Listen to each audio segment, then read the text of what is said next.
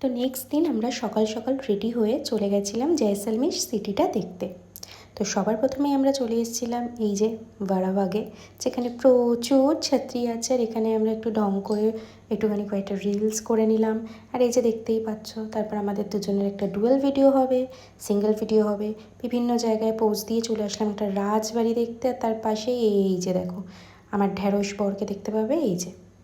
এরপর আমরা এখান থেকে ইয়ার্কি ফাজলামি করতে করতে চলে আসলাম সোনার কেল্লা দেখতে।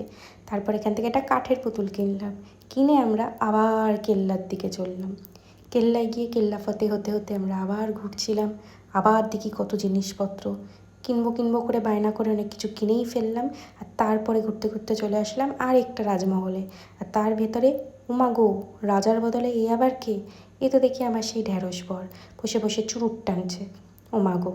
তারপর আমরা চলে গেলাম পুরনো বাসন কোসন দেখতে, কারণ আমাদের ঘরে কিন্তু একটাও বাসন কোসন নেই। তাই এই বাসন কোসনগুলোই ভাবছিলাম এখান থেকে নিয়ে আসবো। ওমা, এটা দেখি আমাকে দেখানোর তো কোনো কথাই ছিল না। তারপরে একটা লোক দেখি উকি মারে। তারপর আমরা চলে গেলাম ধীরে ধীরে বাইরের দিকে, কারণ এখানে ছিল কিন্তু একটা মজাদার জিনিস। কী বলতো, এই জানলা দিয়ে দেখা যায় কিন্তু অন্য দিক থেকে ঢুকে। এই যে এরম বাড়ি তো জীবনে দেখিনি, তাই এদিক থেকে ওদিক থেকে আমরা ঘুরে বেড়াচ্ছিলাম আর হারিয়ে যাচ্ছিলাম। এইবার দেখবে জানলা খুলতেই এই রাজপ্রাসাদের মহারানী বেরিয়ে পড়েছে, মানে আমি। মহারানীর সাথে কিন্তু একটা মহারাজাও ফ্রি, মানে আমার ঢ্যাঁড়স বর ওই যে।